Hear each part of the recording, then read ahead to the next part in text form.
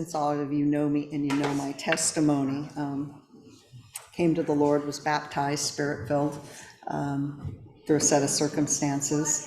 The reason I wanted to give my testimony today is because the Lord does stuff for us. You pray for stuff, and then when he accomplishes it, sometimes you don't realize it.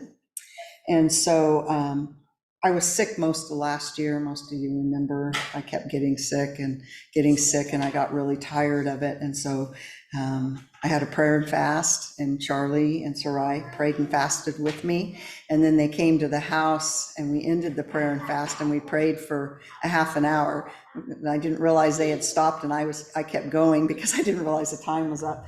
And we prayed for a healing for me.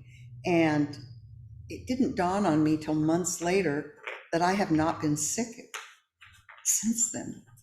And so the Lord gave me a healing, and I didn't even realize it until I think Charlie said, "You haven't been sick." And I'm like, "You're right, I haven't been sick."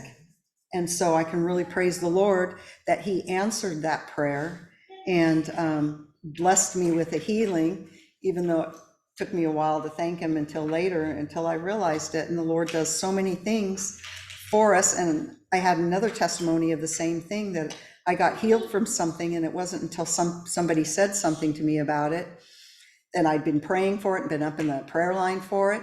And then I realized the Lord had done it, and I really wasn't aware, because it wasn't an instantaneous thing, or it was a thing that took a while for me to realize it. And I can really praise the Lord that he answered that prayer, and that I was very low, and he just lifted me up. And I really praise the Lord for him, and I really thank him for that healing, and just the prayer and fast, and the care of the love of the sisters and the brothers in the Lord here, that they're willing to pray. I had Craig and Bobby pray for me this morning because I had a need, and I thought Craig was going to crack my back. But he's like, "No, I'm going to have prayer."